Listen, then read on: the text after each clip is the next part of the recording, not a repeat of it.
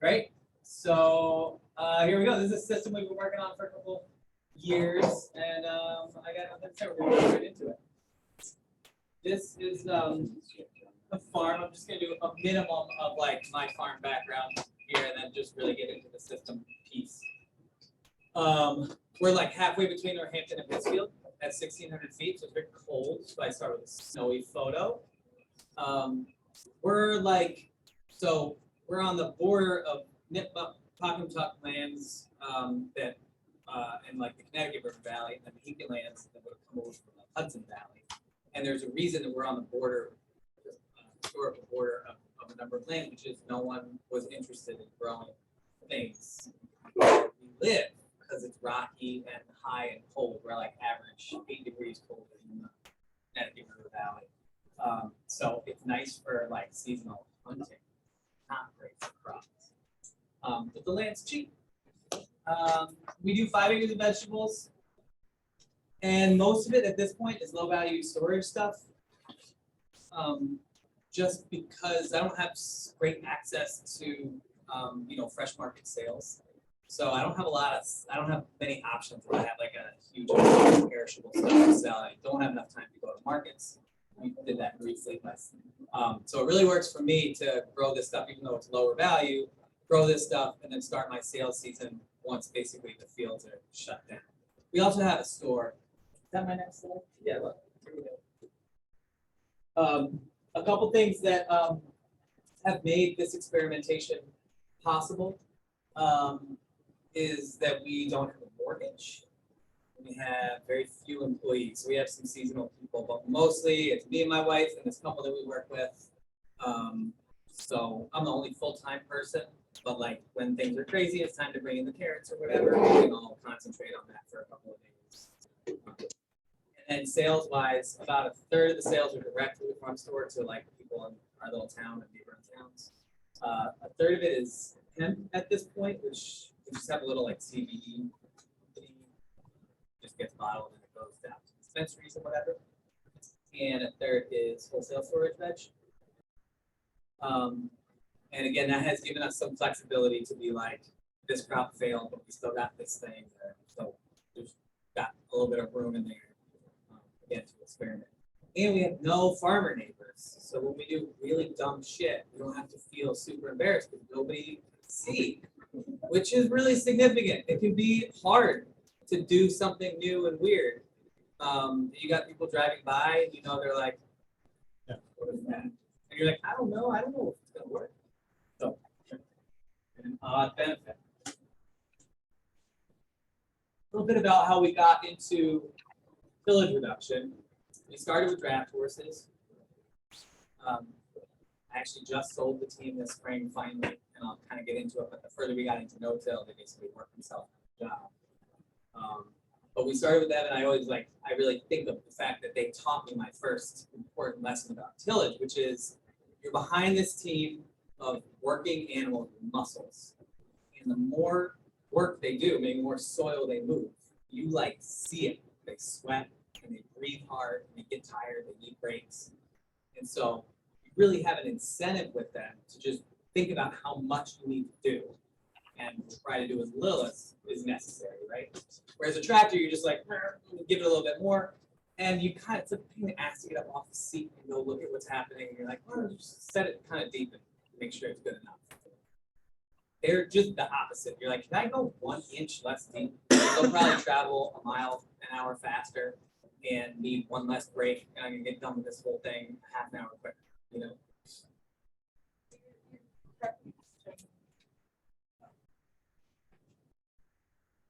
Can they hear me? Oh, I'm not even standing in the camera. So you can say what you want, just move the camera and move around, just take it out. The reason, if you want to control that, you can. There's a point I get to where I'm just showing where it's like time lapse. So I'm like, advance. Yeah, I'll do it. All right. Maybe that's better. All right, so no video and very low audio. yeah, can you This is terrible. can you say feedback. testing, Lincoln? Testing, Lincoln.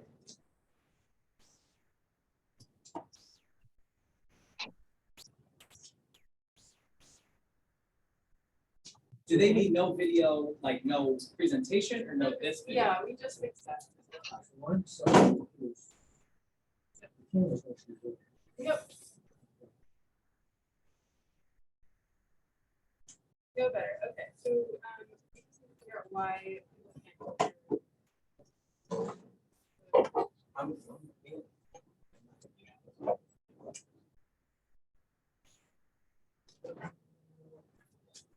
Right, I'm loud in here.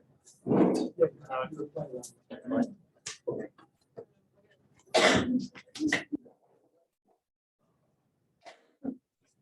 I suspect though, Lincoln, you need to like, it looks like this is. I can hold it. Try talking into this. How's this? I can hear you now. Much louder. I put this around my neck.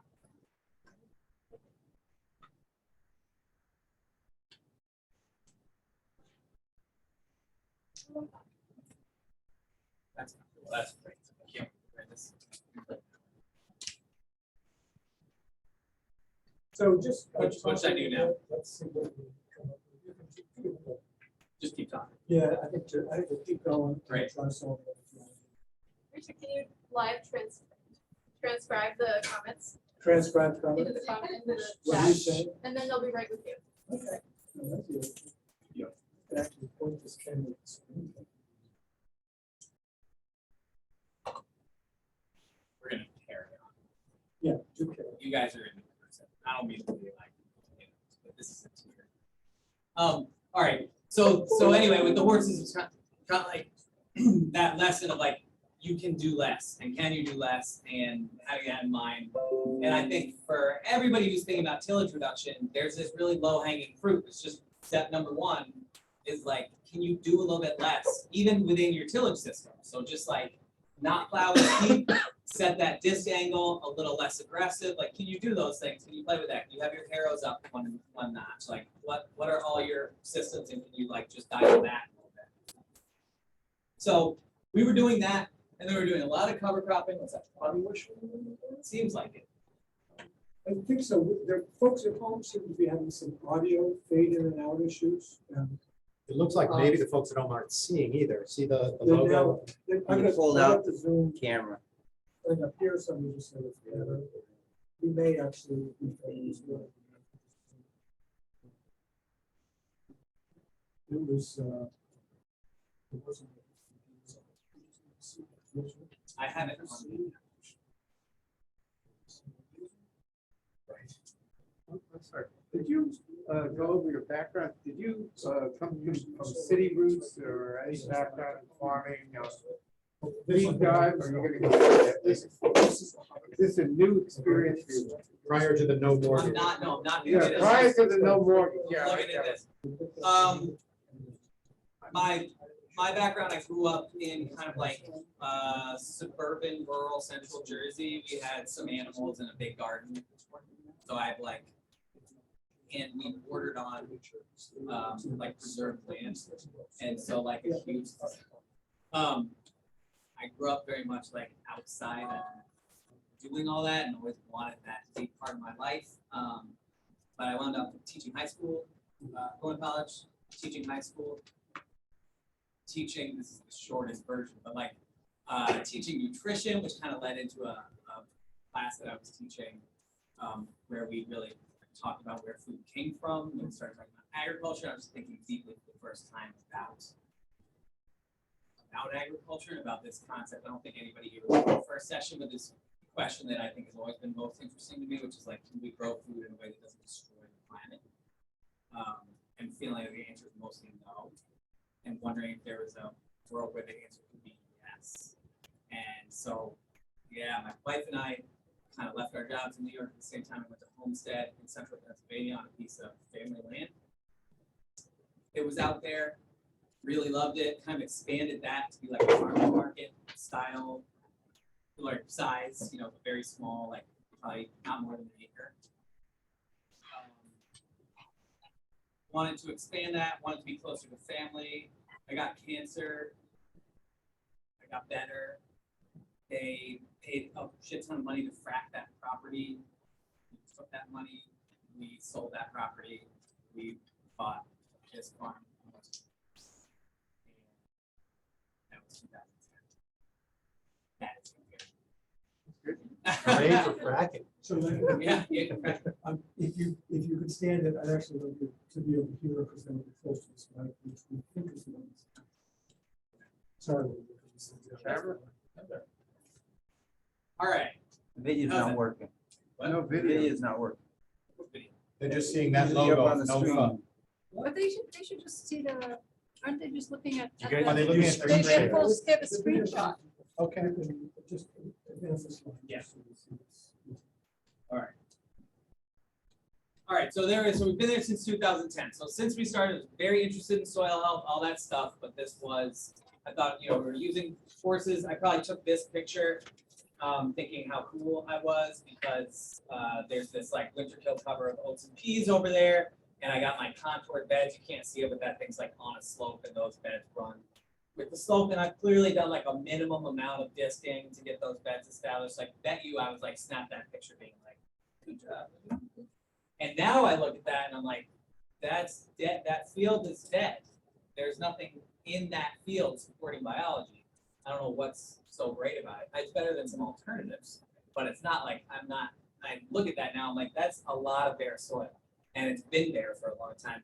And it's gonna be bare for a long time because I'm gonna go put probably like onions in there or something, which are gonna cover like 1% of the photosynthetic surface of that field until like a month from then we'll like cover like 3% of it. I mean, so I now just have a different kind of view on that. But we were really into cover cropping, and we had a lot of compost. We had not big, we had like 20 head of beef maybe, and some dairy cows, and chickens, and we had a lot of stuff in that place. We had plenty of compost. And we definitely saw, soil health and yields improve over those first bunch of years because this has been like a poorly, or just like a low management hay field. Prior to having been a dairy in like the 80s as well.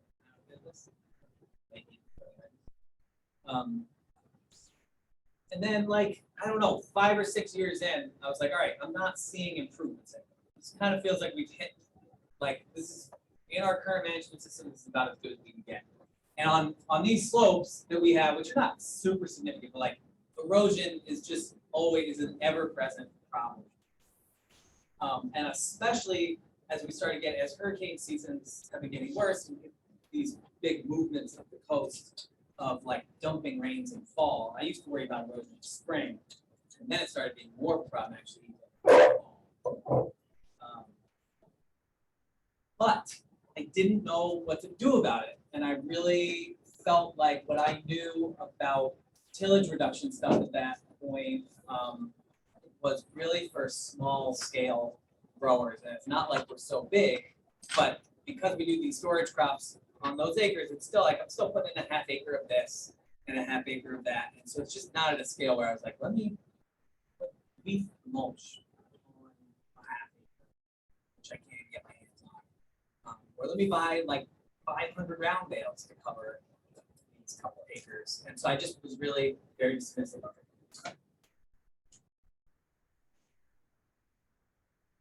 Advance that way.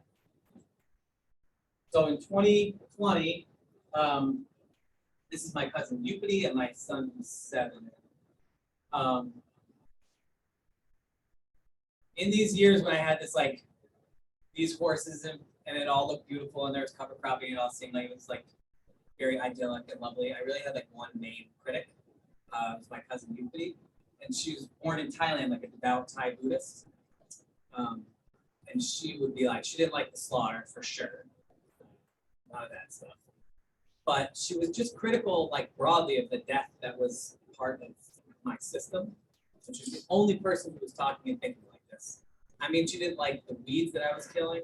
I remember we got in a fight about these potato. I was up picking potato peels, and she was like, "I just think that's wrong." And I was like, "You don't have to eat the beef that I shoot. That is fine. but you eat these potatoes. Like these are actually the potatoes that you eat, and like this is what it takes. Like this, the whole cycle of life you're talking about, the whole like interwoven fabric. Like this is part of it. Like things eat other things, those things die, and that's like what cycles life around. And she was like, "There's got to be a better way." And I was totally dismissive. She got COVID early on, at the beginning of the pandemic. And it's her husband is my blood cousin. And I like moved in quarantine and she went to the hospital. She stayed and living with him for that month. And something just really shifted in like the way I think about it now. Like everything that she wasn't a farmer, you know, it wasn't like she was saying like, you shouldn't be killing potato beetles and you should be doing this instead. It was just like, and I realized like I'd just been doing intellectual battle with her ideas and not like letting myself feel the truth of what she was saying, which was, yeah, my system required a lot of death, like at my hands. And it like she wasn't disagreeing that there was this, that like life and death are all part of what's happening on Earth. The question is like, where are you going to position yourself in that? What are you going to personally be responsible for versus setting up a more natural system that's like a full functioning ecosystem where those things are happening and not like a command and control kind of model of agriculture. And I've thought about this a lot since then. And like, I think when we talk about incorporating indigenous knowledge into our farming techniques, like a lot of what we're talking about is like placing humans within the web of life and not like above it, where we like grit our teeth and like make things the way we want them to be, often with chemicals or with tillage or whatever it is. And like, this was my first real lesson in that. She was in the hospital for 31 days and then her lungs collapsed because she'd been on this incubator for that whole time. She died. And I'm actually flying to Thailand tomorrow with my cousin. Finally have everything in order. We're gonna bring her ashes to her family. Ceremony and go down south where their like favorite beach was and scatter their ashes there. In fact, about tomorrow.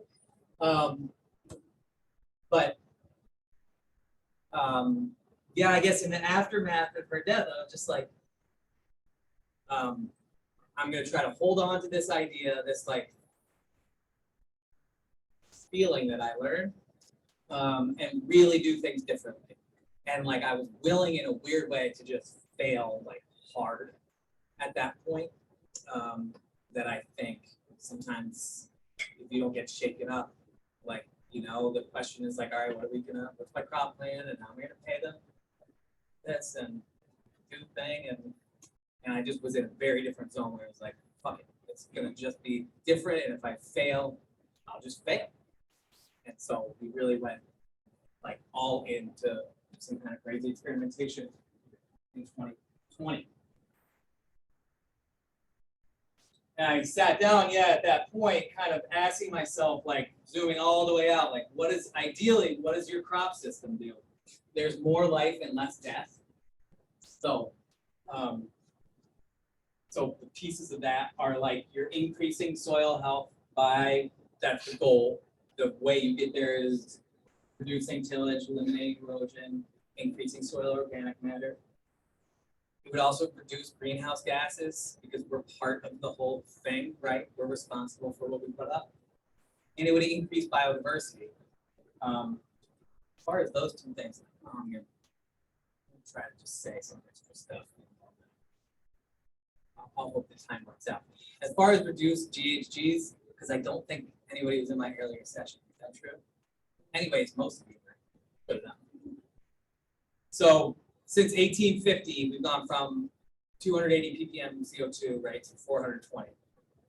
That increase, a third of that is from carbon that used to be in the soil that's now in the atmosphere. The other 2/3 is from fossil fuels. That's what we talk about all the time. A third of that carbon belongs in the soil. That for me is a really important way to think about the connection between climate and tillage reduction or, increased soil organic matter or whatever. Like, that is truly where it belongs, both to stop global warming or to curb it at this point, but also to maintain or to restore proper soil function. And that feeds right into the biodiversity issue, which is soil life evolved with a certain amount of soil carbon. That's where all the nutrients are, that's what's holding the water, that's what's keeping that whole ecosystem together, even though it's only a few percentage points of what the soil actually is. But when you go from 4% SOM to 2% SOM, it's just an impoverished landscape. It cannot support life properly. And if the soil can't support life properly, you're not going to have the right thing happening on top of the soil either. Little fun fact to know is that 80% of endangered species' primary threat to their existence is agriculture. We have taken fully functional ecosystems with thousands and thousands of species living in them, and nobody in here is like a corn on soy farmer, but like we still all have pretty skeletonized ecosystems in our farm fields. When you see bare soil, you can bet it's not a very complicated ecosystem that's supporting a wide diversity of life in the soil or above the soil. And so I think, if we survive global warming, we will later also regret that we failed to bring along most of the Noah's Ark thing. We're going to realize we forgot to bring along a huge diversity of species, including we don't even know most of the species that live in the soil. We don't even know what we lost. And so making sure that they all continue to have a place to exist moving into the future feels like an important part of what we should be aiming to do. The ideal system also still has to make economic sense for the farm. You can't get 2 star AI, you still have to be there to do it the next year, right? And so it's going to have to either do that by increasing yields or by decreasing labor and inputs. And as you'll see, this is kind of key to the way that I'm thinking about some of these new systems is reducing, yield's been so much of our focus. The full economic picture, though, as I think a lot of small scale people know, can also be about really trying to keep costs low. And so trying to manage your inputs is a huge piece.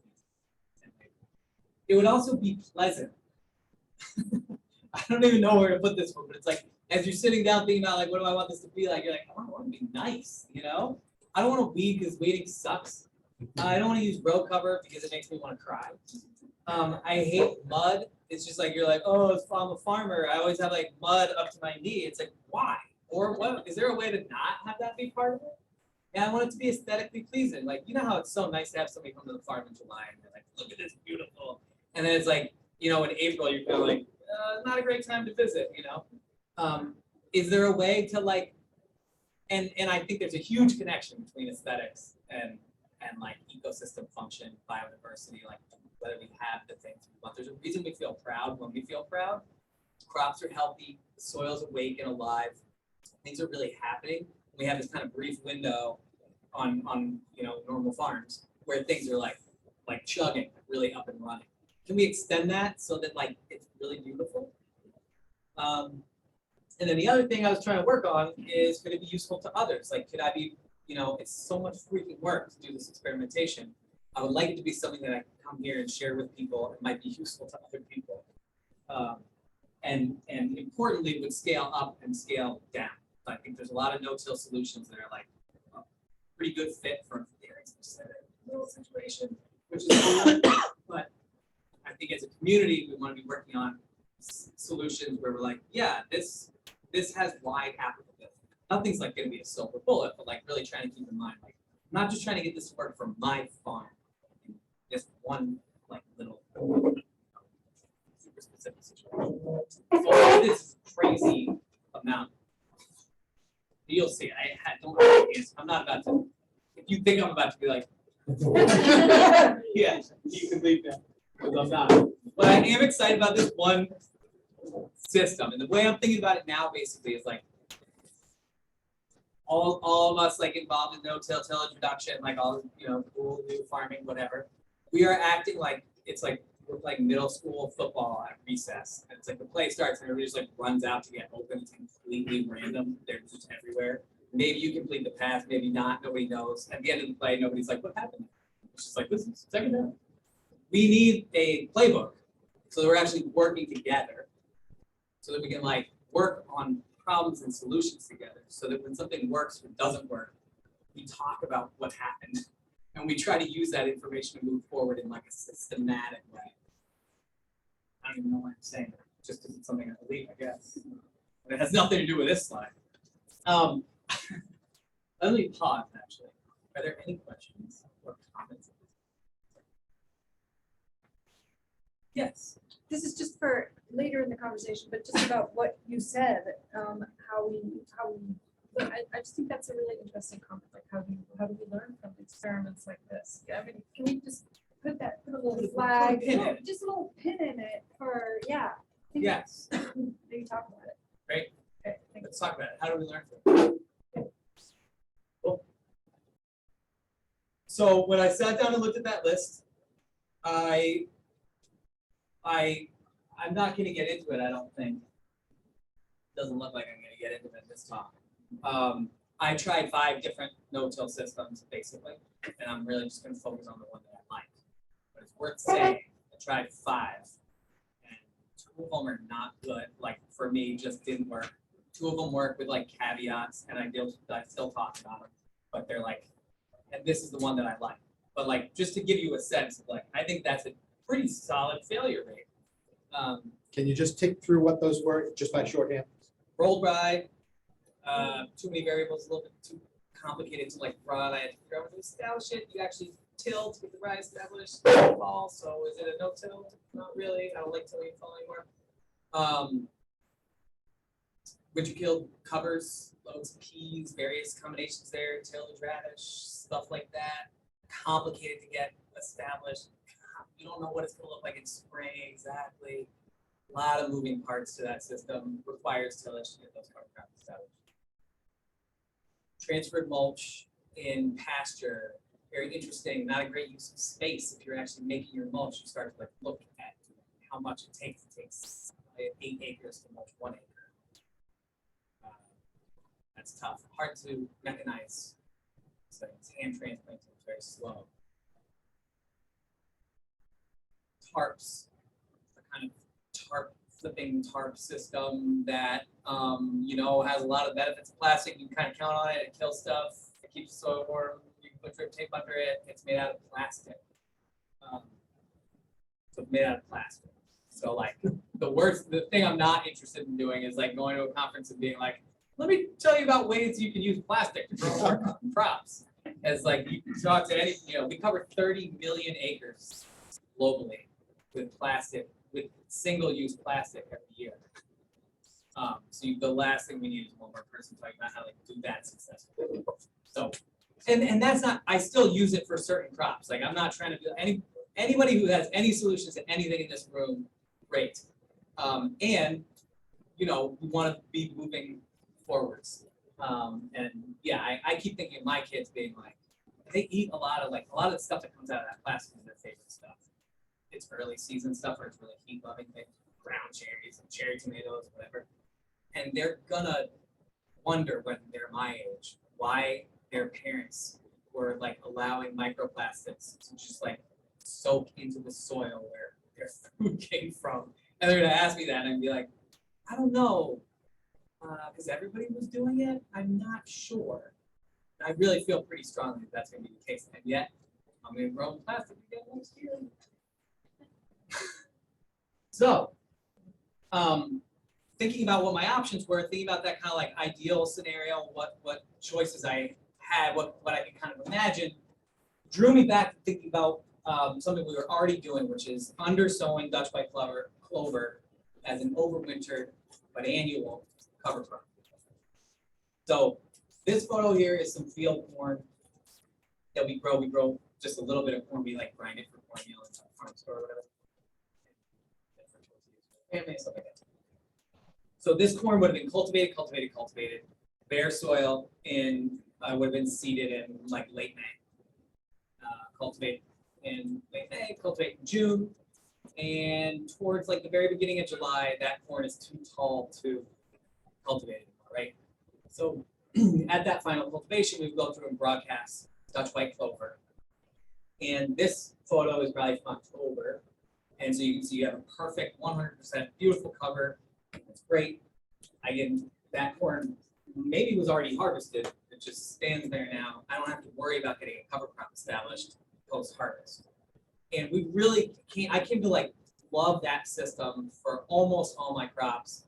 Corn, brassicas, solanaceous stuff, cucurbits, beans, onions. Basically, the only things I don't use it for would be greens for obvious reasons. You don't need like a clover salad. And late storage carrots and beets. Because if you want your clover to overwinter, where I live, that needs to be established by the last week, by the first week of August, the latest. Pretty sure I'm gonna get into all this later. Let me move along. Anyway, all right, so we've been undersowing Dutch clover for years, and we get so it's established in July, it overwinters, it comes back in spring, I disc it in, and I kill it so I can get my stuff established in bare soil again, so I can reestablish clover in July, so I can disc it back in the following May, so I can get clover reestablished in July, so I can, and there was something, like a moment where I was like, what if I just didn't kill it? Would that be possible? And I've been pulling that undersowing window back and back and back, and starting to feel like, yeah, I think a lot of crops would just be fine growing alongside clover. It's possible. So I did a ton of research. I did a ton of research, and found that there was a lot of stuff at universities since like the 80s, even the late 70s, on growing in living mulches. I just wasn't even familiar with this whole world of stuff. There's been so much research. Most of it is like, doesn't work. But if you look at Dutch white clover, there's a bunch of studies that are like, seems like it works. Then I'm like, okay, can I find a commercial farm that's doing this? The answer is no. This is just one of those crazy disconnects between university research and those of us who are like trying to grow food. And being like, can we, there's some connections, but it is not a strong, if it was an ecosystem, an underperforming ecosystem. There's just not enough connections there between real production and what's happening. So I'm like, 40 years of research, and I can't find a single commercial farm doing this. But so I called a bunch of these professors who were happy to talk about it and kind of started to plot out what we were going to try to do. Quick note about Dutch white clover. A lot of times in these slides are going to say clover this, clover that.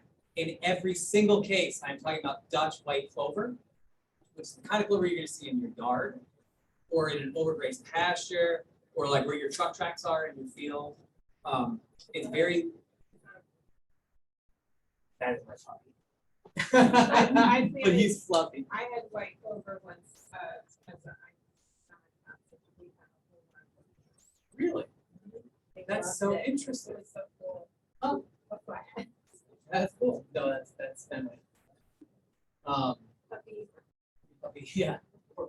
It's a little porky these days. So the key about this type of clover is it never gets more than like 8 inches tall.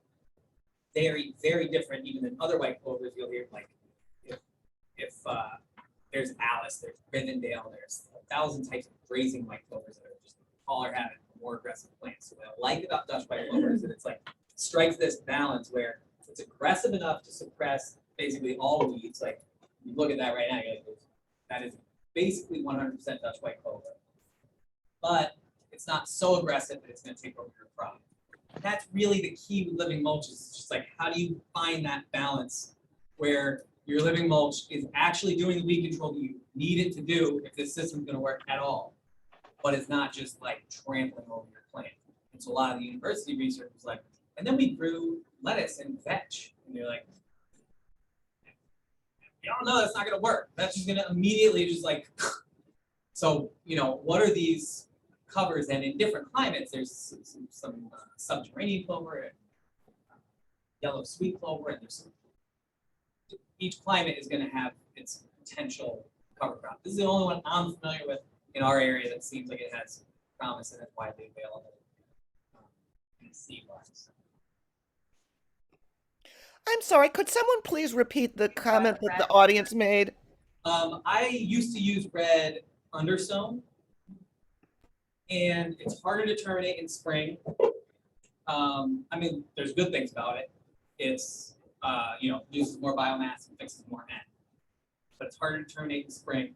And it didn't work for a lot of my other crops. Like in brassica, it might come up over top and make harvest annoying, or definitely over top beans. And so for me, just for ease of life, I was like, I just buy a 50-pound bag of Dutch white clover seed. And in July, I keep that sack in my truck along with the chest seeder, and I'll get into it, but like, it's just one thing.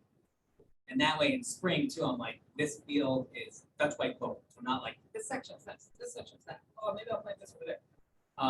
But absolutely, red clover, if you know you're going to terminate it, medium red or a number of other clovers are great options for corn, for squash. When you're establishing the white clover, are you incorporating it at all or just broadcasting living on the surface? And are you irrigating during the establishment? Make sure you get a real nice stand. I'm gonna get there in some detail. Okay. The short You answer can is wait. no incorporation, no irrigation. Never had a problem with it except in 2022. It was pretty dressed. But I'm pretty sure I have a slide on that. Can I ask you just whether questions of the could just repeat them? Yes, thank you. That question was, when there's questions in the room, can I repeat them so that everybody hears them? And the answer was yes. All right, and so Dutch white is a winter hardy perennial. Obviously key, like we can't use a living mulch that's not gonna be solidly winter hardy. And it's gotta persist, so you'll find some things that, and persistence is somewhat of an issue here, I'll talk about it. But this really stand only stays pure, the stand of Dutch white only stays pure for like 3-4 years, 5 years. I would not recommend other varieties of clover for this system. People at home. All right, that's what it looks like in year 2. That's that same photo where the corn was.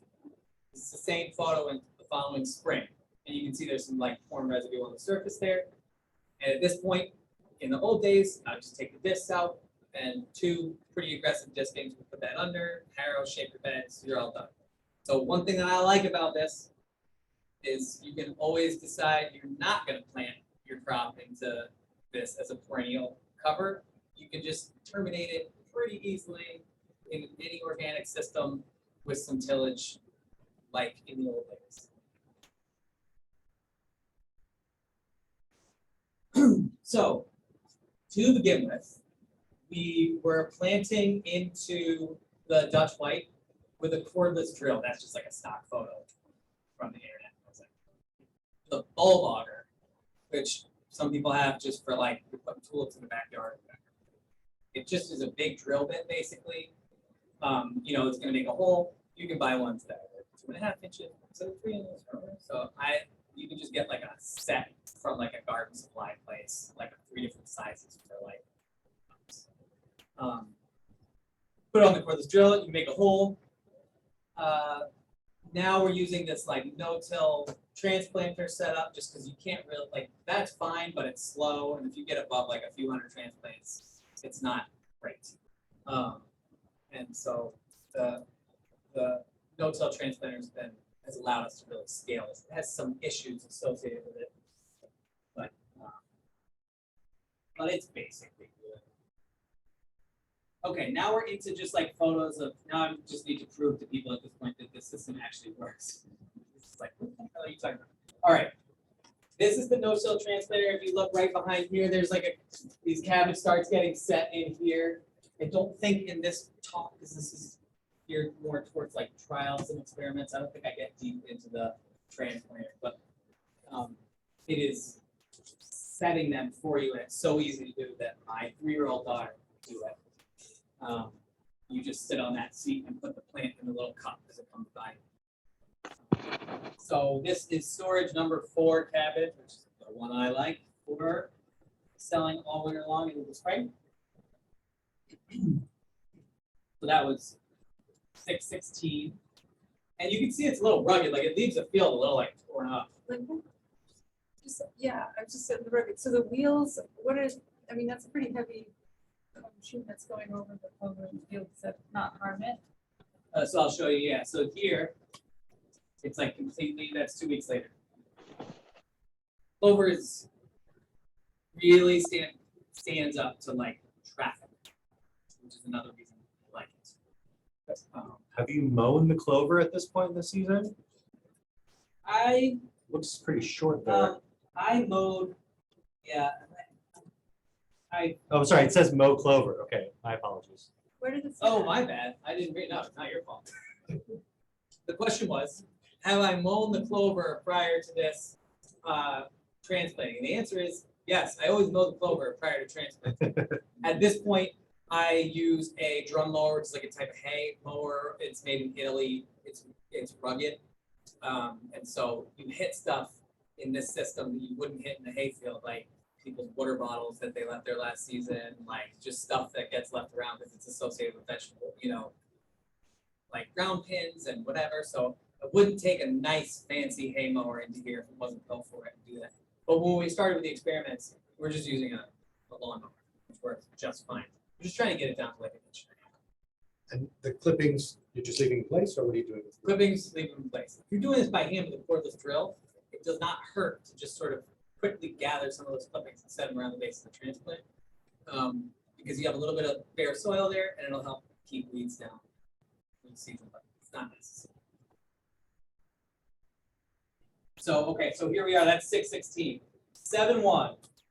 The transplants, so we're 2 weeks later, the transplants are growing a little bit, and the clover's totally bounced back. In fact, it's even somehow managed to make flowers, which is sort of remarkable. You can see there's lines of drip tape. We drip. We definitely find that in the early part of establishment, the clover is going to more aggressively, obviously, be able to grab water than your brand new transplant. So the dynamics of this system are interesting and almost reverse of what normal tillage water requirements are. Because you need to make sure that your soil is saturated here, and you assume that the clover is going to take whatever it needs, and you have to have enough left over for your transplant. Later in the season, as your crop is bigger, it's actually going to beat the clover to the moisture because the clover is fairly shallow rooted. So in our tilled ground, we water very infrequently in June because there's usually a fair amount of just residual soil moisture in tilled ground. And then the crop is bigger in July, and there's a lot of evaporation off the soil surface in a bigger system. And so you've got to increase your irrigation as heat increases and crop size increases.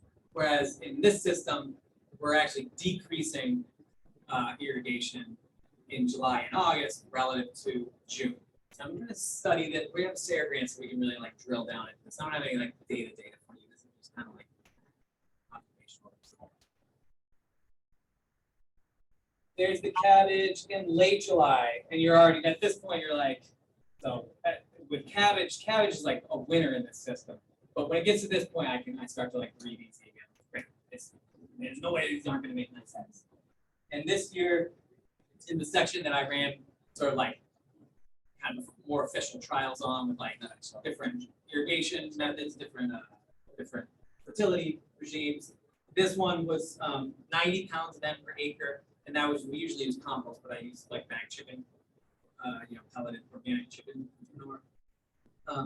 at 90 pounds an acre, and I got almost 30 pounds an acre with 98% marketable heads, which is not breaking any records, but it's equivalent to what I get in tilled ground for sure. And that's what it looks like post-harvest. We go through, you're just looking at the edge of the brush hog there. We go through just to try to take down some of the cabbage residue, especially the big leaves that spread out and shade out the clover, so the clover can kind of canopy back in post-harvest. But I really like this picture because it's very rare for us historically to have a field post-harvest that is just full on covered. Like we could get a couple inches of rain, there's not gonna be any erosion. Like the biology in the soil is also not gonna like, there's no shock of like all the living materials gone from the surface of this field. You may cover this later, but how are you dealing with weeds that you don't want to come up through the field? I am going to deal with that later. We've got collaborating with others to share this information, to share information about what we all learned. We've got broadcasting, clover establishment, and weed control. 3 things. And I hope I get to all. This talk is a little different. These are just more crops, just to be like, this is delicata right here. See that little baby? And you're like, that's obviously not going to work. How could it possibly work? Then a couple weeks later, you're like, yeah, that's not working. There's no way. Then, which is what happened in year 1. The first year I tried this, I literally walked away at this point, and I was like, that was obviously a stupid thing. Here we've mown to control weeds. And you can see all of a sudden, first of all, it's like a trick of the eye, just because the clover is 8 inches tall, and you're like, my crop is barely above. You see that in bare soil, you're like, oh, my crop is 10 inches tall. That's like nothing. So there's a weird like visual thing, but they also are just slower to get established for sure. So here we've mown. We're in early July. This is starting to be on track. And here we are in late July, and you're like, that looks great. This is delicate. It's not like one of those crazy binders. Anyway, those rows eventually closed in. Yield was good. The next question is, do you have rot on the, we don't have rot on squashes, but I can't tell you why. They seem to do just fine. There and no discoloration or anything. Brassicas just all work. Broccoli works at all. Brassicas seem good. Tomatoes yield later, I think because soil temps are lower. So they come into production a couple weeks later than the ones on my plastic. But then they seem to do well. Healthy. This one shocked me. This year, the first year we tried direct seeded green beans, which is kind of blew my mind that this could be. There's university studies about direct seeded corn that does well in clover. So I was like, we'll just try it on beans. And when they germinated, we just mowed right over the top of them with a lawnmower because you have this, you can mow before you direct seed, but if they don't germinate for another 7 days, the clover's already gonna be like, so at germination, just mow it over the top of everything, and they made a beautiful crop. Beans are not one of our like star players. I usually have like crinkly yellow edges, and these were like nice, flat, big, healthy leaves, and a very solid crop. Which beans? This is, I betcha, this is a dry, this is bush, yeah. I did pole beans did great. One more quick question. Are you using a no-till drill? No, I actually have a CSAP for a 2-row no-till planter. So what I did was stupid, but like everything when you're experimenting. So I just drove through with the transplanter with nobody on it to make my furrow. And then I came behind with an earthwise. Is that what you do with like carrots and other? I don't do carrots in the system. I never tried it. No. I can't picture it. Yeah. Yeah. Hemp does awesome, no surprise.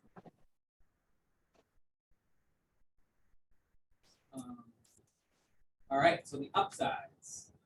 Upsides are we have until 4:30. We go to 4. Till 4. We might get there. Well, we'll have to make it till 4. I don't know if the slide will be done at that point. Okay, so the upsides of this system I think are pretty obvious. You reduce tillage to like an event that's only occurring once every 4 or 5 years. And the reason it has to occur is because eventually you start to get perennial grasses and forbs moving into this system. It's not your normal weeds, it's your stuff like orchard grass or daisies or whatever. And in our limited experience, it's kind of like you see some stuff moving in, and then one spring you look at it and you're like, that looks like pasture with a lot of clover in it now. It's just time to hit reset. You'll see, like if you have a transplant that's next to a clump of orchard grass, it is not going to do that. So, you know, if you have 90% clover cover, you're still good. If it's like 80%, that means, you know, 1 out of 5 of your transplants is probably in a suboptimal spot. We can still run hemp in that kind of like year, but that's the only one. So you plow that down. That's our opportunity to grow crops that don't work in the system, like onions and carrots, because they're just a little too finicky to get along with clover. So it's not the end of the world for us that we kind of have to rotate into a bare soil year. Other upsides, you're fixing carbon and nitrogen the whole time. You have living roots in the ground 365 days a year. Your soil organic matter is up, biodiversity is up. One thing I've been making, like farm, field crew do is like sit down for 10 minutes in one of our bare soil spots, which you just have to sit in one spot. Very, very boring. Then you go there, and then you have to go sit in the clover for 10 minutes. And it's boring for the first like minute. And then you realize that there's a ton of stuff going on. There's like things crawling up and over leaves, there's things eating each other, there's like bees feeding on the flowers, there's like you quickly become aware, it's like walking in the woods. You're like, oh my God, this is full of life. And like just knowing, the fact that you can just visually capture that. It's kind of what I was saying about aesthetics earlier on. Like, this is good. I don't know how to like put a number to it, but like, this is good. And if it holds your interest, I think like E.O. Wilson has this book, Biophilia. I don't know if anybody read that. But just this idea that like we're drawn to life, and sort of seems to be like innate in us that we're drawn to life. And like if you can just feel it when you're sitting there, like there's just a lot of stuff here. All kinds of plants and all kinds of critters. Do you have a question? I was just gonna say, just echoing what you were saying, as someone who has worked on many like very high tillage bare soil farms, it's not only like boring to look at bare soil, it's like really demoralizing and depressing. It's like it just makes the job like sad. So Yeah. The comment was, as someone who's worked on high tillage farms, it's not only boring to work in bare soil, but it's also demoralizing. Bare soil. Let's see. Okay, then you got your money part, your labor and fuel savings. So I have three tractor passes in this because the mowing happens with like a lawnmower. So there's the mow pass, the initial mow pass before transplanting. Your transplanter runs through, and then you brush hog post harvest. My old tillage system, which I'm not bragging about, I think I could have been more efficient than I was, but it was disc, harrow, maybe even disc again because I forgot to harrow on time. Shape beds, cultivate. Depends. Are we onions? Cultivate. Like I could easily run through any given row 10 times. That's huge in terms of who's sitting on that seat getting paid and how much diesel's being used, tractor depreciation, each piece of it, right? As well as emissions. No weeding, no row cover. There is mowing, I'll get there, but we really don't weed, which is just kind of crazy. And the row cover is, again, not only demoralizing, but huge time suck. And a real expense. If you think you're like, I'm going to keep this row cover really nice for 5 years. So it's in the trash. I also hate row covers, so I'm just curious, how were you able to dispense with row cover? Because I mean, we use it for a lot of reasons, but let's say for flea beetles, Right. Are you not finding any issues Correct. anymore? That's Really? crazy. Really? And the reason is because you've created, so Dutch white clover is not native, but it's nativized. So for the last 200 years, pressed predators have been evolving like to live in and around Dutch white clover. They have not been evolving to live in our crops.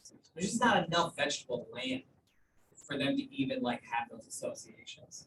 But absolutely, this is a nativized pasture plant that pest predators will live on and around. And it like absolutely changes just the dynamics and that complexity. There's just spiders also everywhere. I don't actually know what's keeping the flea beetles from doing their thing. And there's not zero, but I'm not having that. If I did this on bare soil, I would just lose my crop. Yeah. Awesome. Amazing. It's sweet. Yeah. I also probably some things would do better heat-wise if I wanted to mess with it. But at this point, I'm like, I can just not have that requirement system. Oh my God, just choose crop then. Or delay maturity. And it's really easy to implement and easy to plan, especially compared to the other no-till systems that I'm using. What I really like is that if I undersow clover, if I have established clover and then I undersow clover on whatever was bare, I can come into spring with like hopefully almost 100% of my field in clover. And I can choose at any point how much of that I want to disc in so I can do my carrots or onions or whatever. This became really important during the pandemic, where I could not anticipate what my market was going to look like 2 months later. I mean, 2020 was our like best year ever. 2021 was awful compared to that because I was still staffed up as if it was 2020, but actually they tanked because everybody went back to the supermarket. So my fresh markets, like I got back into summer vegetables in 2020 and 2021, and then it just wasn't worth it. I was trying to pull back, and like the fact that I was able to adjust my planting plan right up until greenhouse seeding, basically. And for some crops, like the red seed carrots, like well beyond that, it's really huge as opposed to what my field used to look like, where it was like, okay, I have an acre in rye, I have an acre of winter killed oats and beans, I have an acre of rye that like didn't really get very well established. I have an acre where I never got a cover crop down at all. 4 different cases now. Now I'm trying to like fit like this crop would do well there, and that crop would do well there, and you just like you're like all contorted around like the choices you made last year, versus being like it's Dutch white clover. I'm either gonna plow it under and start from scratch, or I'm gonna leave it in clover. And if I want to plow it under and start from scratch, it's not rye where I'm like worried about what we look like. You don't know what I mean. Allelopathy, allelopathy. Great. Okay. Easy to bail out. That's very related to easy to plan, meaning you go and decide you don't want any of it because whatever, for some reason, the carrot market is so crazy this year. It's just going to be wall-to-wall carrots. But there's huge problems with this system, which is there's a lot of crops that don't work, including some that I thought were going to be awesome, like sweet peppers. There's a study from Italy, I believe, where they had equivalent yields on sweet peppers and Dutch white clover versus bare soil. And I don't know, not for me. This is my second year trying it. Second year with 0 luck. I don't know if it's cool soil temps. I don't know if it's like soil dynamics. I have no idea. I haven't had any luck with cucumbers. I haven't had good luck with corn yet, and I should, because most of the studies that I can find in university studies are based on corn. But sweet corn, field corn, I haven't had great luck. Like, don't think it'll work for carrots. Don't think it'll work for beets. Don't think it'll work for, certainly won't work for green, for like cutting greens. Almost certainly not for onions. I haven't tried it. Pretty good sense it won't. Eggplant. Eggplant, where I am. Question was eggplants. Eggplants barely grow where I'm at anyway because it's so freaking cold. Okay. And that would be a good example of one that I don't think I mean, I'll throw in 10 of them just to see what's what, but I would never put even a small commercial scale plant that just don't have that heat anyway. About sweet potatoes. Sweet potatoes, same deal. I just can't see where I don't have enough heat to get good crops anyway. I also would worry about harvest. Potatoes. And potatoes, I haven't tried for that same reason, but then it occurred to me that potatoes would be perfect to put in like that final year where you're like, I'm gonna have to plow this under. Let me try potatoes. Do it anyway. I'm curious. I have no idea. You can't hill them, obviously. Maybe it's fine because they're shaded enough, or maybe you find out that you got like 40% from the green. I'll tell you this time next year. And then, right, and then some crops you're like, oh, that works. Like the tomatoes, I was saying, like, yeah, that works, but it reduces yields by some amount. And I can't tell you what that amount is. And so that makes it really difficult to kind of pass this system on, because that's going to be acceptable for some people and unacceptable for other people. And I think one of the big like dividing lines here is, are you land limited or labor limited? And if you're land limited, this is probably not a great system for you, because any amount of yield loss is unacceptable. Like you're getting paid for as much stuff as you can grow in that spot. If you're me and you have more land than you actually need, and the main thing is like, I gotta pay somebody to harvest all this, then if I can save labor and lose yield, as long as that's happening in the right ratio, I can win in a system like this. But again, I need good data about what exactly that yield loss is.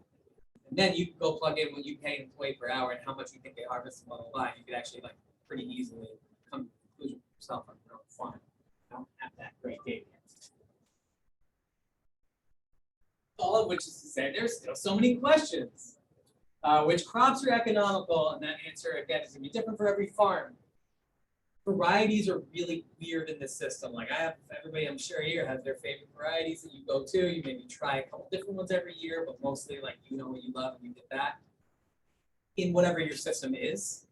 And this is such a different system that I'm finding that some varieties seem to respond well and others don't, even among like, so I did whole beans, I think I was saying this season, just maybe like 150 people. I had nor'easter and rattlesnake. Both of them just do great for me. That's kind of the two that I get. It's just, they're just easy. Nor'easter did not do great. It like grew. It was like, rattlesnake did awesome. I have no idea why. They're both like sort of older varieties. I mean, I have no idea why. This is just so that I like get to that point, like, oh my God, the tip of the iceberg, like what there is to know about this system. Because those are two of like 500 whole green bean varieties. But I think this is a major question. It's like some crop, maybe the sweet peppers work because I did ACE, because I always do ACE. Maybe if I'd done lipstick, which I every once in a while do, they would have done well. I have no idea. I had some F1 poblanos that did pretty well. What are the moisture dynamics? Like I was saying, more in June, less in July and August, relative to a bare soil situation, relative to a plastic situation. You know, a year like the one we went through, this is kind of top of everybody's mind. And so finding out more about that is really interesting. What's the deal with soil type?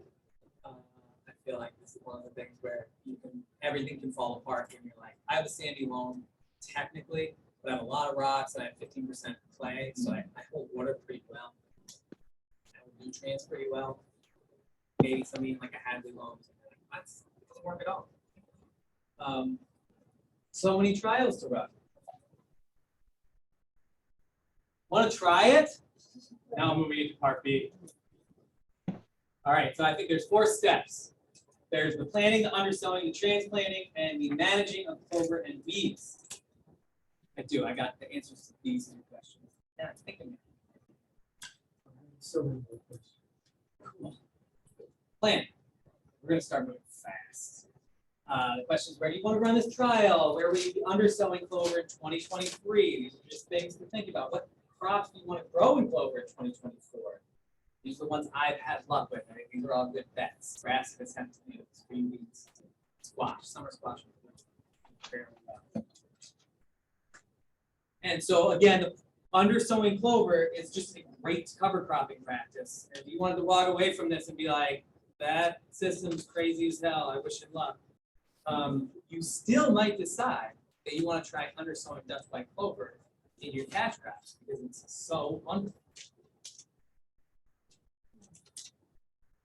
So here's the deal with undersowing. I'm not undersowing into a standing cash crop. I'm doing it in July or first week of August, latest, and often I'm just doing it like last cultivation. That's how I know it's time. I'm like, I can't fit over this corn anymore, or the cabbage is about to really close canopy, so I'm not gonna be able to like get any more tines and shanks through there really anymore. That's the correct time to undersow. The last thing I would say. So immediately after that, oh yeah, brassicas, peppers, and beans. I want to have some weed control happening there, but I don't want closed canopy, otherwise the clover can't grow. So you're looking for that kind of sweet spot where you're like, I think I've basically controlled the weeds in here. And now if I don't give them like 10% light, they're not gonna be able to do their thing. Alliums, meaning onions and leeks, really are the only 2 relevant ones here. I'm doing it at the end of July. 1 year, I had a problem where I undersowed it early. The clover kind of like came up over the onion bulbs, and I had some neck rot because it was like wet in there. So now I do it at the end of July because it's only a month away from my onion harvest, or even less. So it'll make a carpet, but it won't have like come up over the bulb and create it like this plant. So I can share these slides. We have a question from Success with Cucumbers. The question is success with cucumbers, and I'm gonna assume that this person means undersowing into cucumbers, and my answer is yes. But trellis cucumbers, it's real hard to find a green cucumber. Certainly squash though is fine. And yeah, the trials I've done in clover with cucumbers have been unsuccessful, but I use white and yellow varieties. But I don't recommend it anyway. You'll find it anyway, even though they're yellow and visible. All right, how to undersow. So I'm always undersowing right after I cultivate. There's no point in like cultivating them, waiting for a while for weeds to germinate, and then walking through there like 2 or 3 days later. You might as well just get on. I want there to be moisture in the soil already, and I want some gentle moisture in the forecast. I just use this like solo chest seeder that everybody has. They're cheap. They fit right here. It's like a reverse backpack. You're like spreading like this. I mix 1 part clover seed with 3 parts of cracked corn or something you can see, because the clover seed is expensive and small. And you can't really like know where it's going when you're broadcasting it. So now I'm just like bulking it out with some other material that's like really obvious where it falls. You have to worry whether the dilute is the same particle size as the coach. Question: do you have to worry whether the diluent is the same size, like particle size, as the Dutch white clover? Yes and no, like within a range, yes. So I wouldn't use like pelleted chicken feed. I should. That's a really good point to make. When I say chicken feed, I get it from like a person who cracks it, and it's fairly fine. And same thing on cracked corn. Like I wouldn't want like half a kernel in there. I want like, but it doesn't. You don't want something too fine either. It'll kind of like clump and bridge, so it's not spitting out. So yes, ideally similar particle size, although practically speaking, anything you use is almost certainly going to be a slightly larger particle size than the clover. So I'm not going crazy looking for this, but maybe your ideal thing would be like cracked corn chicks or something, where you're like, this is smallish. Same. Sand bridges unless it's wicked dry. And when I'm talking about bridging, I'm talking about like it happens in fertilizer application. Anytime you're like, you have a dry item that you're spreading, it's gonna sometimes have a tendency to like form a little gap over whatever your spreading mechanism is. That's called bridging. And I often am just doing this as I walk through the field anyway. I just try to get a little like hop going, so that it's getting like rattled around in there so that it doesn't bridge. And you'll find over time that some materials are more or less prone to bridging. I think that cracked grain is less prone to bridging because there's a variety of particle sizes. And for whatever reason, the more uniform the stuff is, the more it wants to bridge. I can't tell you why. Contact surface. Contact surface. That's it, because you don't have air spaces in between the particles. Yes. And when they contact each other, the surfaces contact each other, they stick. That makes sense. The comment was where the Bridging, but what granularity do you? bridging and why a variety of sizes Sizes and facets. and facets. You don't want facets touching each other because there's friction. That's their- You want airspace. Can I Here's ask my one- rate. For undersowing, so you're doing this, let's say early mid-July. Right. Let's say you're doing it in a cabbage, like your cabbage is are like mid-size. I remember I did some undersowing. I think the brassicas may have been bigger. It was a little warmer climate, but they were so big that we actually had to kind of go under to scatter, because if you just spun on top, half the seed would just land on the big brassica leaves, and then you would just like, and it actually would germinate sometimes, and even start to grow in the leaves. But we just, to minimize seed, we were actually going underneath. But you haven't found that to be necessary.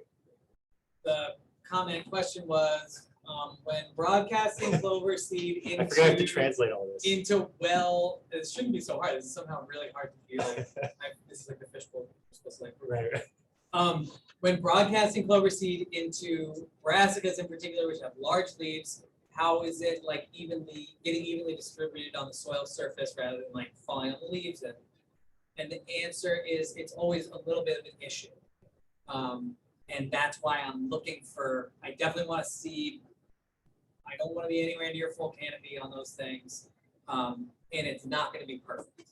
And I really love going into corn or onions as opposed to brassicas. Brassicas are definitely the hardest thing to do a good job here.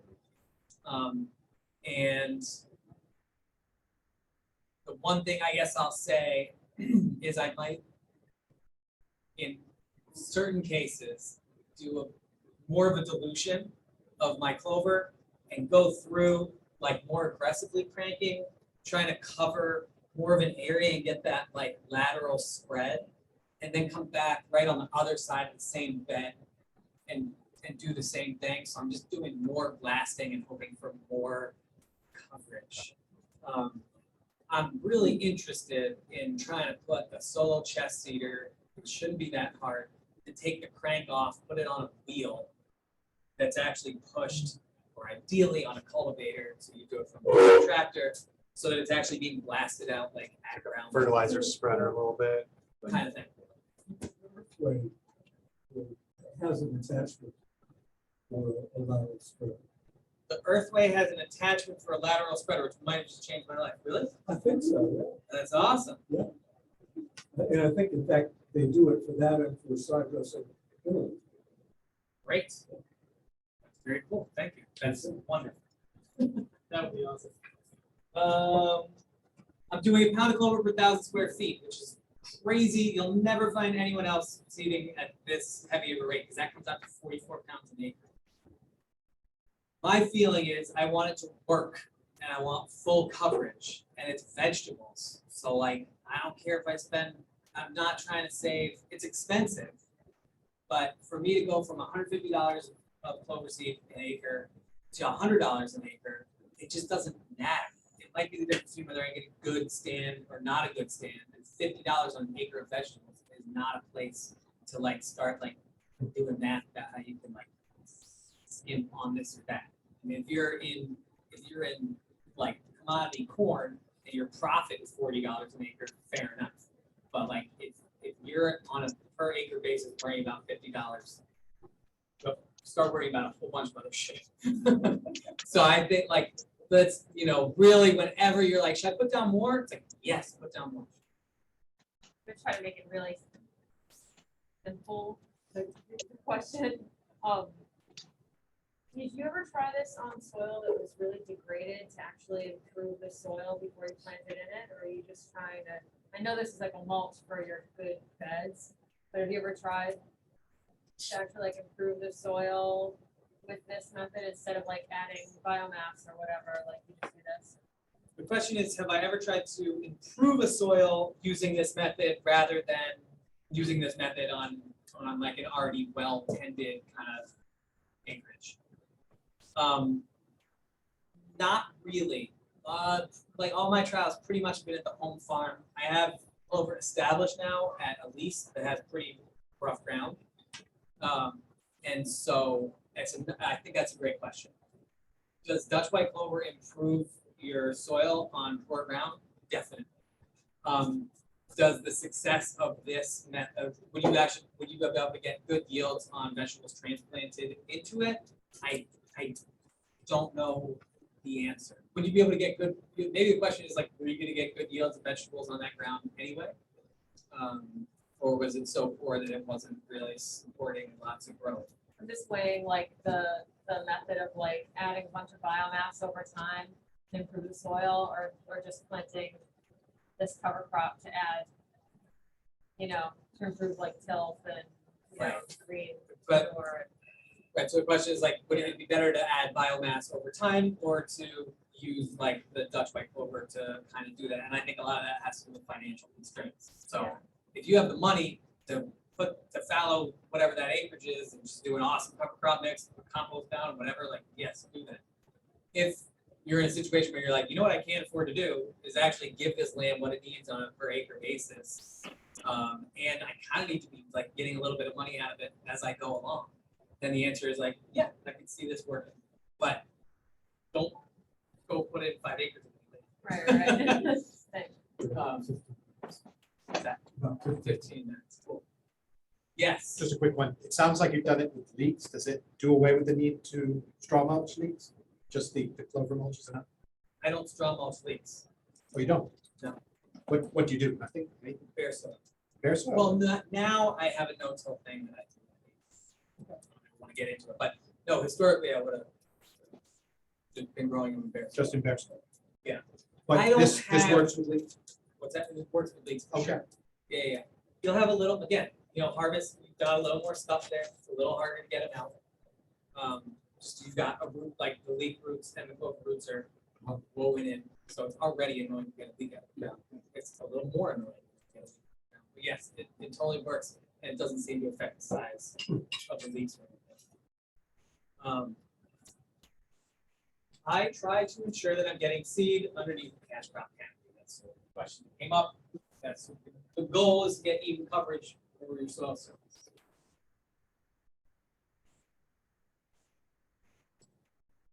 A lot of this has to do with this sort of psychological shift in your mindset, which is like, it's not gonna look the way you want it to look. Didn't look the way I want it to look. I used to be really proud of come over, look at my like nice straight rows with no weeds. That was a successful year for me. And I would talk about my weed control, and that was like my thing. You're gonna get weeds coming up in the clover, like, and I mean, there was years in like onions, which I would sometimes plain. I put it down in onions, and I had weeds coming up along with clover, and I wouldn't like the way that it looked. There'd be too many weeds, or whatever. I'd go in and just flame everything in and cultivate one more time, and undersow clover again. It's okay. It's just all right. It's fine to have them. You're undersowing at a point when your crop is gonna be competitive with weeds, and it's just a little bit about this, like just trying to change your mindset from like clean to being like dead living. And so it's like, this is alive. That's good. My alternative would be that there was nothing growing here. Why was I ever in the mindset that that was like the ideal thing? That was the thing I was trying to achieve, was like, yes, it's totally dead except for my one crop. But like, it's stressful, man. It's really stressful, especially if you're all about your weed seed bank and whatever. Like, it's super stressful to be like, that is a real pretty solid stand of gallon soda. Like, there's a lot of white clover, but there's a lot of gallon soda. And you're like, that's gonna put down whatever next year. That stuff will not come up through your clover the next season in any meaningful way. But it will add to your weed seed bank. Like, it's not adding to your weed seed bank, but it's also like things are living in. So I mean, no. Anyway. In spring, here's a good example. So obviously I didn't get good coverage on those are dead hemp plants. I did not get good coverage under those dead hemp plants. It's 5'10". So we're just kind of getting some greening and things are coming back. So that would have been undersown in early July. So, this is almost a year old now. It's coming back, but it looks pretty rugged. You're like, I don't know. I don't love the way that looks. That's what clover looks like in spring. There's a fair amount of winter kill that happens every year just because of frost heat, and this is a shallow rooted plant. That's 5'10". This is 5'14". What's so crazy is there's a moment in the season where you're like, holy shit, this thing is flying all of a sudden. This difference is just crazy in 4 days. Look at the color difference. Everything about it is just like wildly different. And now it's 5'24". That's that same hemp spot. That's 10 days, 14 days, sorry. No, it's not the exact same hemp spot, but that's another sort of like bare patch from that. And you can see there's some stuff in it. There's some timothy and orchard grass. It looks like fleeting, wild lettuce, something like that. It looks. There's Yeah. a flea. So it's just a thing to remember. It's like you don't have a failed stand when you go out there in April, May, and you're looking around. And you're like, "Ugh." It's not a failed stand yet. So you're not going through and doing hand weeding and things like that? No. What? I'll get there. Okay. Especially because I got to. Your relationship with weeds. A further thought on that is I'm still not sure if it's better to mow in spring, like at that point when you see those grasses and things. Just because it's easy, you could run through it before transplanting, you know, especially if you have the hay mower I have, I'm doing like an 8 to 15 minutes. To kind of like discourage perennial weeds because the white clover is always gonna be much happier with getting mowed than anything else. You know, nothing else you're gonna grow there. It's like happy to have the fence chopped off. White clover literally doesn't care.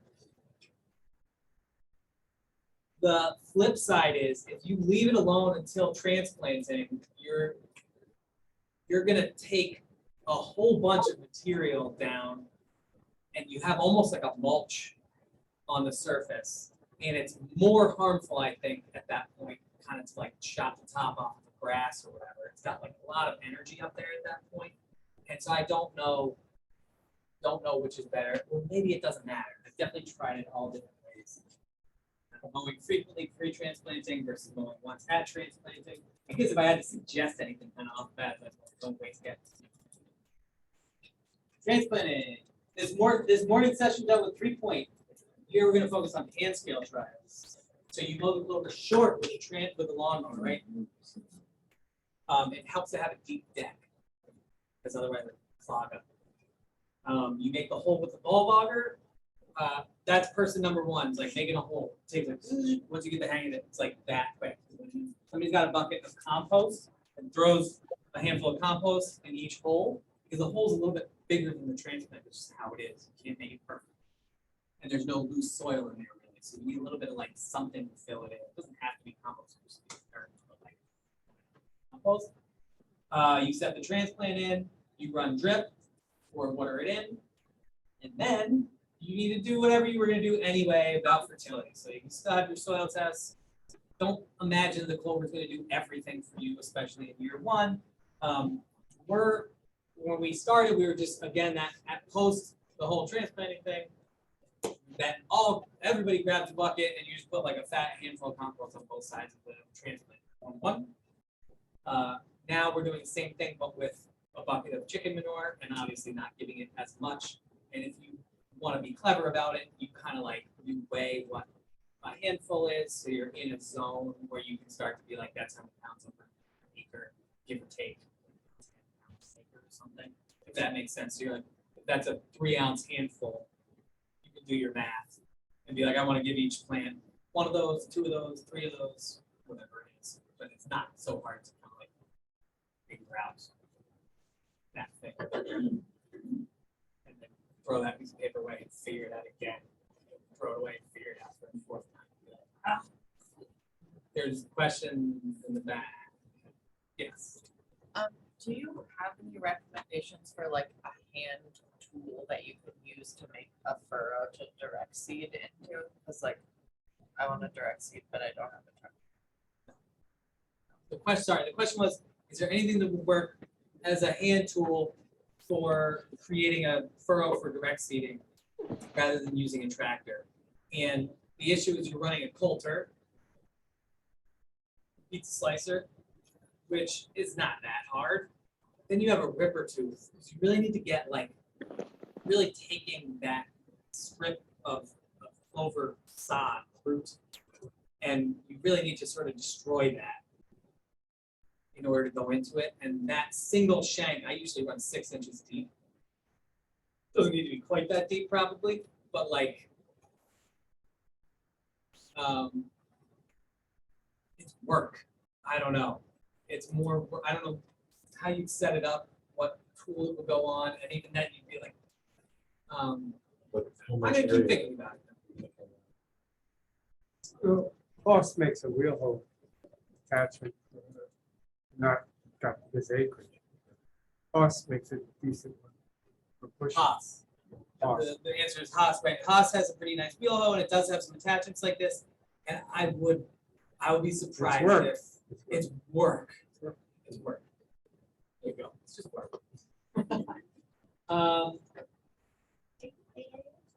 HOSS. Expect transplanting to take a long time. The first time I did it, I was like, this system sucks. And then later, when I had weeded it all for like weeks, and I hadn't done anything at all, I was like, who cares how long transplanting takes? It's like, it probably takes 3 or 4 times as long. So what? But like, set yourself up to be like, this is gonna take a while. How the hell am I gonna get through this? Thick. Plug size. You can read them. You can read them. You might as well use a bigger plug if you can. I can only get a certain size plug through my transplanter, but no surprise, the bigger transplant you use, the better it'll do. So you've got like 50s, or if you even got little cups, great, do them. That's how we started doing this in the beginning. I'm not positive about what the relationship is between plug size and yield, but I guarantee you, you're not losing yield by putting in bigger plugs. So if we're talking about trials, and you're thinking about putting in a couple hundred transplants, and so it's going to take up an extra 8 square feet of greenhouse space, and that's not a problem for you, totally do it that way. Do you have a facility for starting your own seeds and? I start with most of my own stuff in my greenhouse, although some of the really sensitive warm season stuff, my neighbor has a starch business, and I'll have them start my tomatoes and peppers and onions. Most of the rest of it. A new relationship with patience, trust, failure, nature. Your transplants generally yellow for whatever reason after they go in. They grow slowly and they're invisible. Try not to freak out. So now it's just your transplant's in. It's just time to mow. That's all it's left to do. Mow. 2 minutes. And I'm mowing for one of 2 reasons. One of them is because I feel like the clover's overtopping my transplant. That was pretty obvious. Your crop became photosynthesized. It's not going to do that great. So I have what I technically for my SARE grant variable height mowing. I can't remember. A joke. This is just what Sarah wants to hear. If my clover is as tall as my crop, I mow it. That happens at least once, usually 2 weeks after transplanting. You're like, bro, the clover's obviously moving fast, your transplant's not, and it's time to just go through. And I'm not like super careful about it. I'm just trying to get close. There's still clover around your plant. Like this isn't like fussy, but you're being like, generally being like, go away, clover. Come on, bro. And then sometime in July is when I have been having issues with weeds coming up through the clover.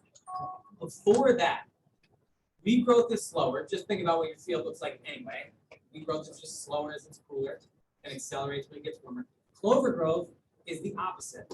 It's really vigorous when it's cool and wet, and it really slows down once temperatures increase. And also, it's been through its reproductive process.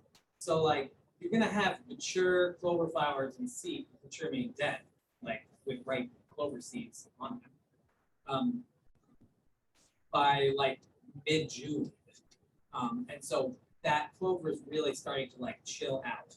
And it means that there's some gaps in the canopy and there's probably more fertility that's broadly available. And so you'll get weeds that actually come up through the canopy. I mow them. And it really depends on the section of the field and how vigorous that clover is and how strong of a stand it was, whatever. I might mow once, I might mow 3 times for weeds. It's also about what your tolerance is. And what the crop is. So if it's hemp, I don't really care about what's at this height anymore.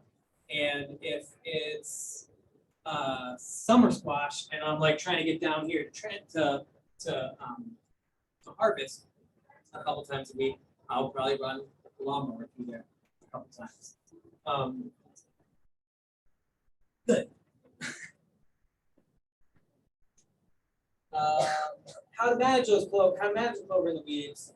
Lawnmower, weed whacker is fine. We don't do in-row mowing unless we must. If you're using a bull bogger, you're not really gonna have any weeds in the row because you haven't disturbed the soil in there. That's my problem right now with the transplanters. I'm disturbing that furrow, weeds in the furrow. Doesn't happen with bull bogger. I really try not to like have somebody spend time weed whacking because we have a problem. One of those things, like you can do it if it makes you feel good, but it's really not necessary. So 1 or 2 times for clover competition, 1 or 2 times for weed suppression.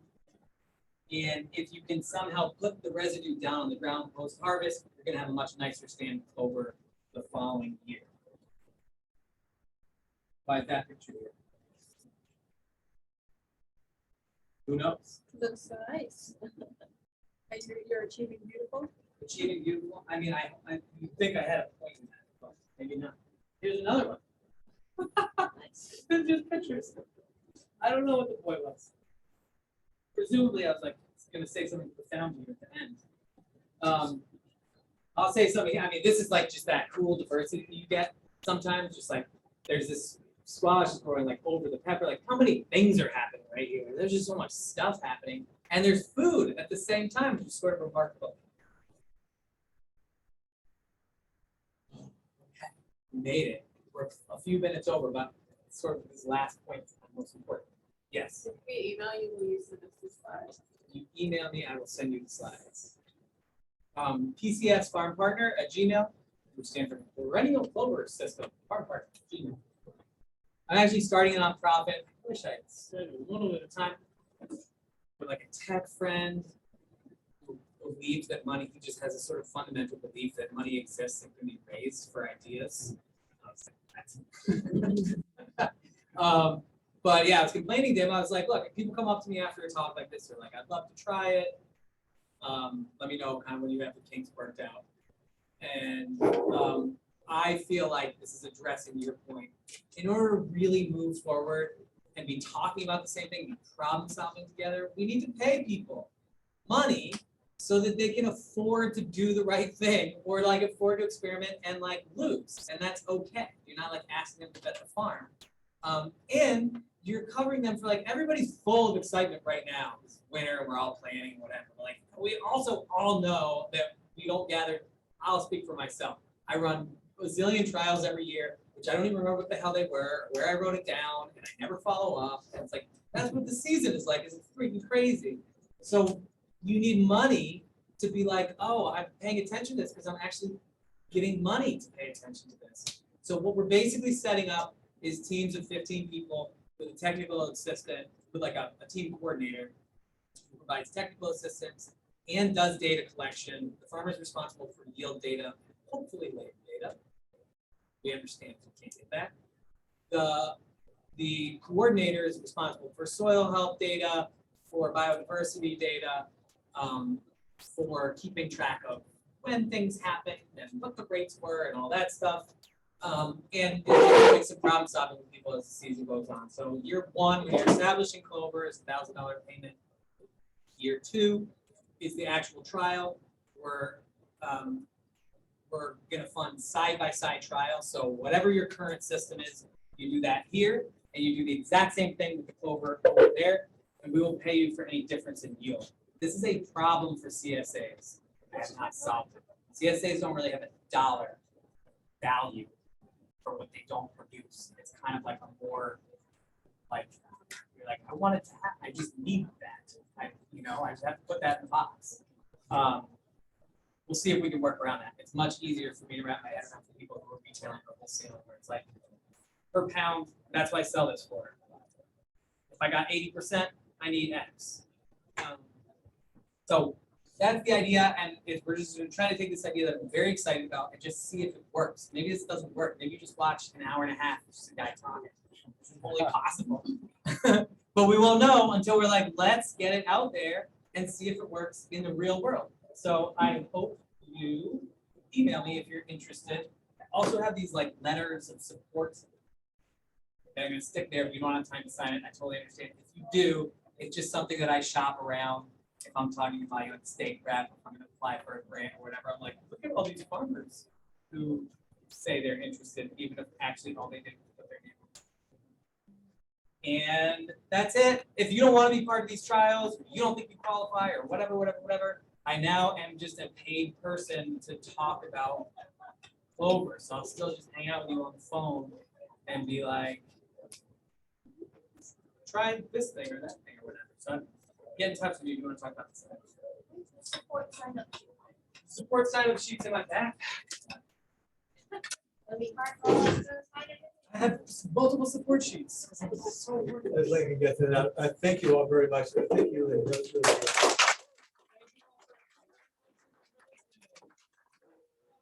So we have a No one's forced- I'm not short gonna annual see meeting I'm coming up forcing it. as a followed by the keynote speak. Remember to patronize our sponsors. And remember the walk.